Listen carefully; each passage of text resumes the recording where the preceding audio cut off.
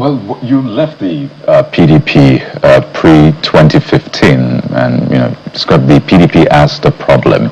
Then you moved to the APC. Then you've left the APC again to the ADC. What do you say to people who say, well, it doesn't look like you're fighting for Nigerians? They see you as a serial disruptor who falls out of favor when you're either no more holding the aces as a minister or having a key part in the government, or in the event that you lost a primary? Look, again, funny question. So I left the PDP. The country knew what happened. I was literally chased out of PDP. You want me to remind you that I was chased out of PDP? Who chased you out? The president. How did he chase you out? How did he chase you out? That's President Goodluck Jonathan. Yes, with his wife. They took over the political structure in Rivers State and chased me out. The same with APC. Was that President Tinubu that chased you out of the APC?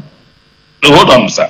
I will never keep quiet in the face of injustice. So when I do that, they begin to plan to make me irrelevant. So that happened in PDP. The President Goodluck and his wife chased me out and handed over the structure to other people. So I moved with all of us who are governors, and my offense was because I was chairman of Governors Forum.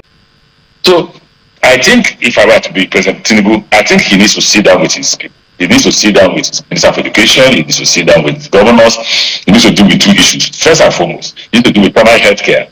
And primary health care can be built in every state. Then you ask yourself, what are the doctors? You can train doctors. You can ensure that there are College of Medicine in which doctors are trained. You may not have enough, but that's the beginning.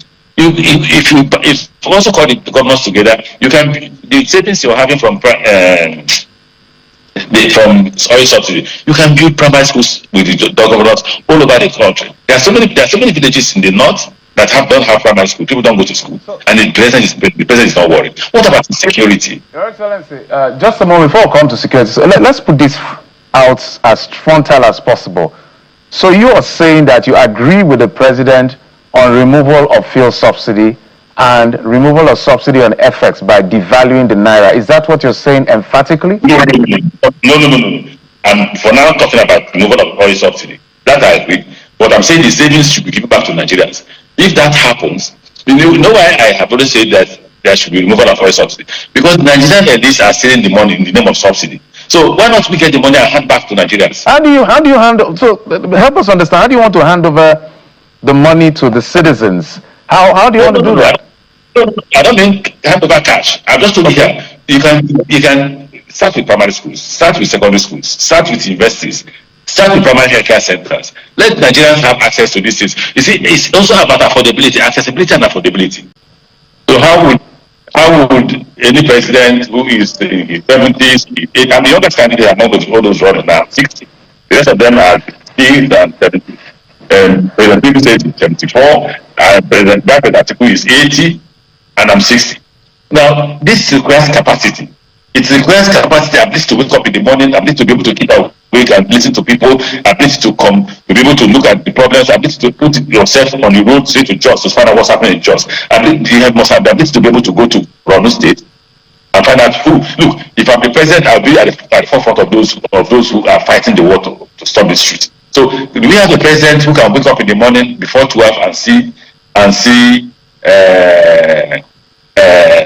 people and say what's going on, can be briefed and say, okay, can we have more meetings? Can we go and find solutions to problems? So Atiku is within President Vice President Atiku is within his right to say I want to run. Nobody's stopping him from wanting to run. But then he has to also understand that there are other factors beyond where he comes from. So I told you earlier, I said I'm not running because I'm not a regional candidate. They are all regional candidates. I'm not a regional candidate. I'm not saying vote for me because I'm Igbo. I'm partially Igbo. By my name you can see that. But that was not, I'm not saying vote for me, I'm Igbo. No. I'm not also saying vote for me because I'm Hausa Fulani. I have said to Nigerians, leave religion and ethnicity alone. That's what put us here. Those who helped President Tinubu to become president were pursuing religious agenda. They were so happy to do a Muslim ticket. They were so happy that they have overcome the other religions in Nigeria. Today, they have discovered that the market does not know Christians or Muslims. The market does not know that. The merchant understands just one language, Naira and Kobo. It doesn't understand the other language. Now everybody's suffering. Everybody's looking for food to eat. People can buy fuel. People can travel. Now the airlines are threatening to increase cost of transportation. Everything is skyrocketing. For Christ's sake, President Tinubu does not have the right to speak. He doesn't. He promised power and said if he doesn't give power, they should not vote for him. So I just wanted to put him out. For Christ's sake, can he please? Can he please? Look, let the country assess us based on all the things. We have held public positions. All of us have held public positions. I was speaker, so assess me by the role I played as Speaker of Parliament in Liberty. I was governor. Go and assess what I did. I'm the only governor in Nigeria who confronted insecurity and surmounted insecurity in Nigeria. So check that. That's what you should do. You just check all that. So I can stop this argument of who is a better candidate, who is a better person, who can manage the country. I've managed the country before, not in the mandate of the president. I've managed the Ministry of Transport. I discharged my responsibility as the Minister for Transport. I consulted. I completed the Kaduna Abuja rail line. I started and completed the Lagos Ibadan rail line. I built a brand new seaport that Lagos State government was claiming that they built it. I built it from beginning to the end. Completed the Lekki Deep Seaport. I started it. I broke the ground. I completed it. Because I resigned as minister, the Lagos State government currently got President Buhari to commission it. I built a train factory where locomotives and coaches can be assembled here in Nigeria. Nobody knows. They've abandoned. It's abandoned, completed. So ordinarily by now we should be producing or assembling coaches and locomotives. So it's completely abandoned. It's somewhere close to Lagos, completed. And that was not even something that federal government paid for. It was part of my agreement with the company that must do something in Nigeria. So when you ask the question, oh, you are part of Buhari's government, of course I was. Was this Buhari government better than this government? Of course it was. It's better than President Buhari, President Tinubu's government. You see, the difference between me and all candidates you mentioned, President Tinubu, I'm the only national candidate. I'm the only Nigerian candidate. I'm neither Igbo, some are running as Igbo candidate.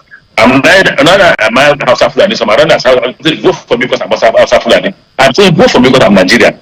President Tinubu is running because he's a Yoruba man. I'm running as, look, I don't care who else is running. I'm running because I'm a Nigerian candidate, because I know the Nigerian problem and I can solve the Nigerian problem.